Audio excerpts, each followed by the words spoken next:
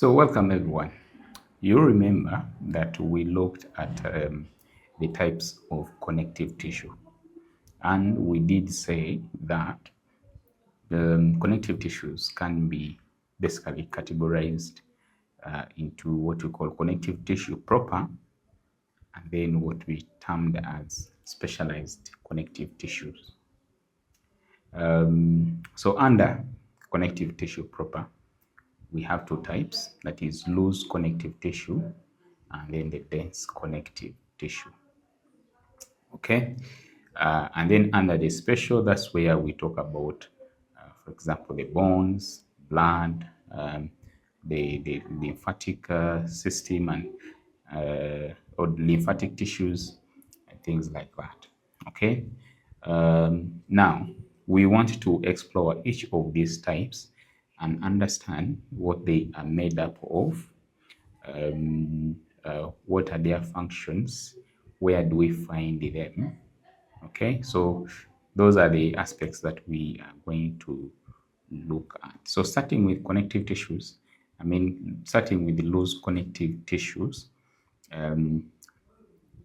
we are looking at one of the most common connective tissues that we can always find in the body or in animals. Okay, so what is it made up of? The key distinguishing feature, which you should definitely know, is the fact that we call it loose connective tissue because the fibers that are embedded in there are not quite many, okay, compared to what we find in the what? In the dense connective tissue. So the major difference between the dense connective tissue and the loose connective tissue is about how these fibers are laid and whether we are going to have very strong connective tissue or not. So this loose connective tissue is not very strong compared to dense connective tissue. And this is because you basically have fibers that are laid in the matrix, and then you have some cells dispersed in there. Okay, so that is basically what connective loose tissue is. Okay. Okay, so we are saying that the fibers are loosely interwoven, not following a particular manner. So you can have fibers, as you can see on the screen, you have fibers running almost randomly. There is no particular pattern, whether they are following this pattern or this pattern. They are just running across in no particular manner. Okay, and then of course, we have three kinds of loose connective tissue: areolar connective tissue, and sometimes, please note that loose connective tissue can actually be termed as areolar connective tissue. So don't get confused if you see something of the kind. Okay, so we have areolar connective tissue, and then you have what you call the adipose tissue, and then we have the reticular connective tissue. And remember, the key features for all of these are about the fact that you have fibers that are running randomly, and this is actually in not a tight, you don't have tight arrangement of these fibers to create that tensile strength that you could expect of connective tissues. Okay, so let's look at each and see what are the major distinguishing features. So coming to the areolar connective tissue, we are saying that it is the most abundant and it is found beneath the skin. Okay, your skin is basically closer to your muscles. Okay, that's because you have connective tissue, okay, binding your skin closer to the what? To the muscles. Okay, so we also find it in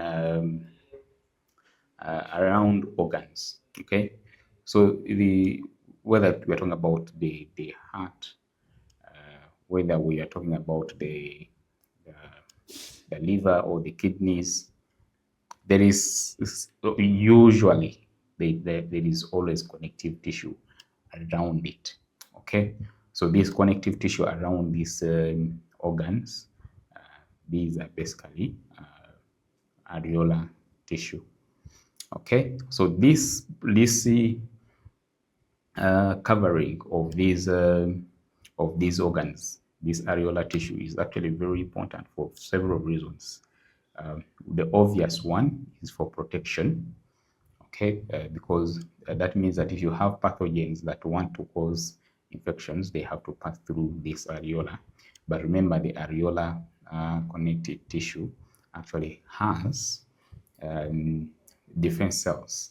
Okay, we shall look at the cells that we find in this connective tissue. We'll say that we have macrophages in there, and macrophages are phagocytic in nature. Okay, so protection is very important.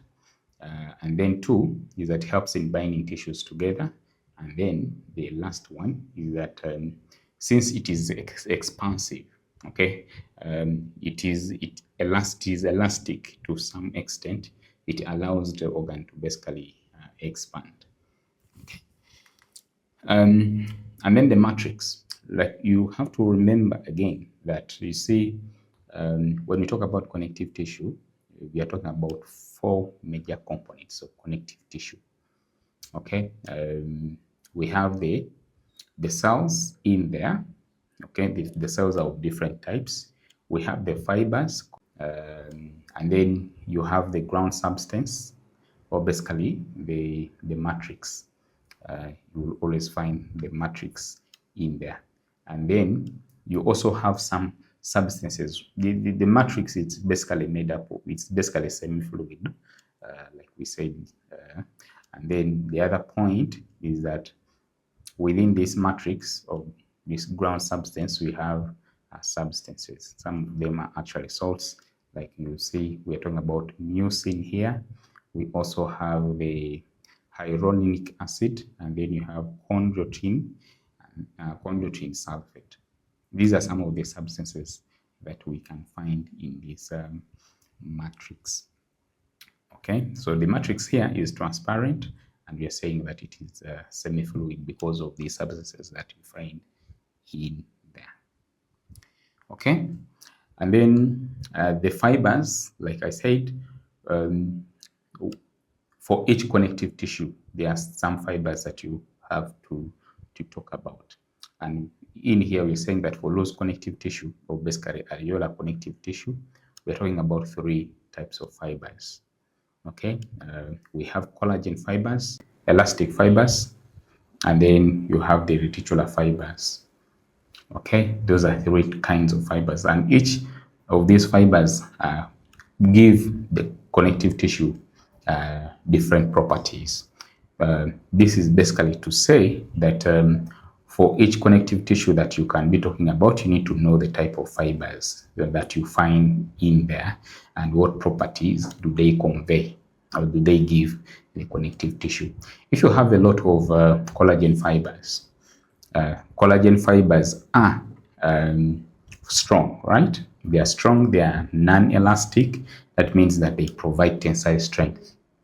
And then when we talk about connective tissue that is elastic, that can be extended, then you're talking about the elastic fibers being more in that connective tissue. So the elastic fibers are elastic, and that means that they are also thin. They also branch. Okay, they are branched. That means that they provide that kind of resilience that you need if force is applied. They can, to some extent, stretch. Okay, and then reticular fibers. These ones are thin branching fibers that form a supportive mesh and help in supporting organs. Okay, so those are the 3 types of fibers that you can find in connective tissues. The cells, like I said earlier on, the cells are quite many in areolar tissue or areolar connective tissue. So fibroblasts, these ones, you can call them builders. They help in laying down the fibers. They produce the fibers, and we have already seen the different types of fibers and what they contribute. Okay, and that means that if, for example, you have tissue injury, these fibroblasts can actually produce these fibers to help in healing of the wound. And then macrophages, I already talked about them. They provide defense. They are phagocytic in nature. That means that any pathogens that come, they can be destroyed by these macrophages. And then we have what you call mast cells. Mast cells, very important in inflammation. That means they release actually chemicals. So what they do is that they can secrete matrix. Remember, it is that semi-fluid substance that we're talking about. And then also heparin. They also secrete heparin, which is anticoagulant. The meaning of this is that your blood should not be clotting with no need. If you have blood clotting unnecessarily, then you have a problem. That is a big problem. So what happens is that the body has chemicals that prevent that coagulation from taking place. And in this case, we're talking about heparin playing an important role. It's a natural anticoagulant. And we are saying that mast cells can secrete this heparin. And then histamine is the other chemical that these mast cells can produce, especially in response to inflammation. Plasma cells always know that they produce antibodies. Okay, plasma cells produce antibodies, and you know that antibodies are important in the immune response. And then chromatophores, you can hear the name chromato. Okay, that is something to do with color. Chromato. Okay, so these cells produce what we call melanin, and melanin is what is responsible for your skin and even eye color. And then we have fat cells.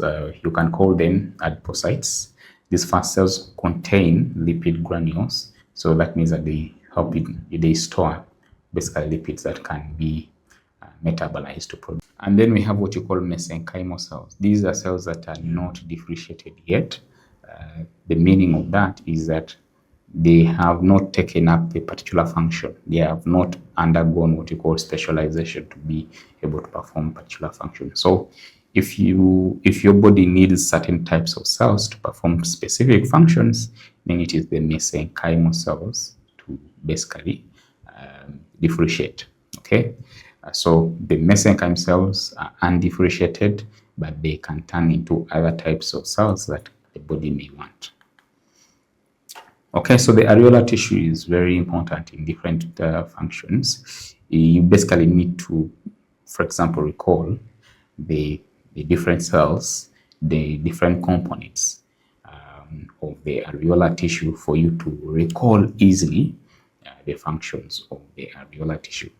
Okay, like we said already, that we find it under the skin, and that means it plays an important role in protection, okay, in protection and in support of organs and tissues. Okay, and it fills spaces spaces of what? The spaces between organs or between tissues. And then you also have protection, which we said it is a covering and provides cushion again at the same time. And that means also it allows organs to not to rub and even interfere with the function of each other. So those are also functions of the areola. And then it is flexible and provides strength